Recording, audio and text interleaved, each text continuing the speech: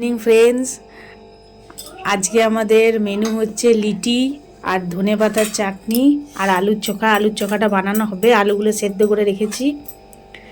আর এই যে আজকে সম্পূর্ণ বানাচ্ছে খাবারটাই নি।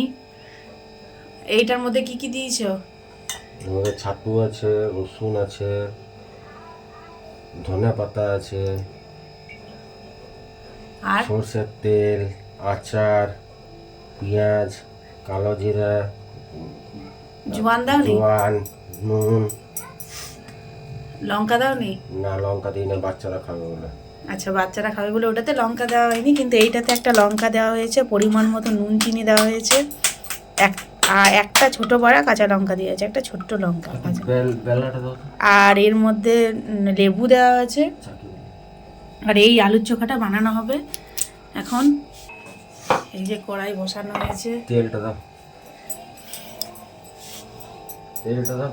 আমরা লিটিটা তেল দিয়ে বানাবো, তেলে ভাজা হবে। তোমরা যদি চাও তোমরা সেকে নিয়ে তারপরে উপর থেকে ঘি বলিয়ে খেতে পারো, ওটাও ভালো লাগে। আমরা এটা বানাচ্ছি। আর এই ধনেপাতা চাটনিটা লঙ্কা, নুন দেওয়া হয়েছে, চিনি দেওয়া হয়েছে পরিমাণ মতো, লেবু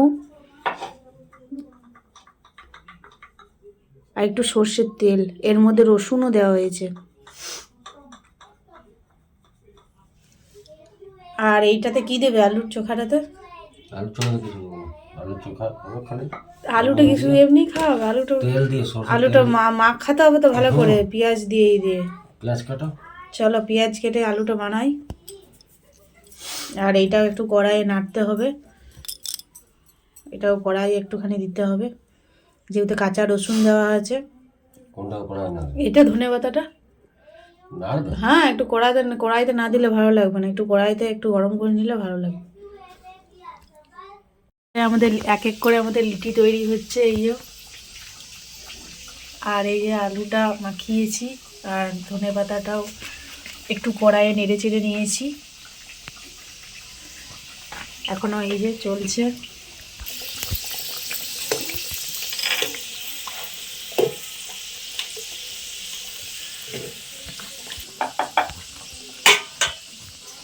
বন্ধুরা খেয়ে তোমাদেরকে জানাবো কেমন হয়েছে। লিটিটা ফার্স্ট টাইম ও বাড়িতে বানাচ্ছে, বাইরে বানিয়েছিল এর আগে, আমি খাইনি। কেনা খেয়েছি অনেকবার, কিন্তু ওর হাতে বানানো কোনোদিন খাইনি, ফার্স্ট টাইম খাবো, দেখি কেমন হচ্ছে, তারপর তোমাদের জানাবো। তো চলো আমি একটু হেল্প করে দিই। দারুণ হয়েছে।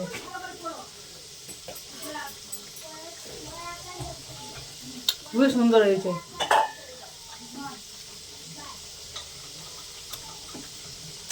যেরকম চাটনিটা হয়েছে, সেরকম আলুর চোখা, সেরকম লিটি।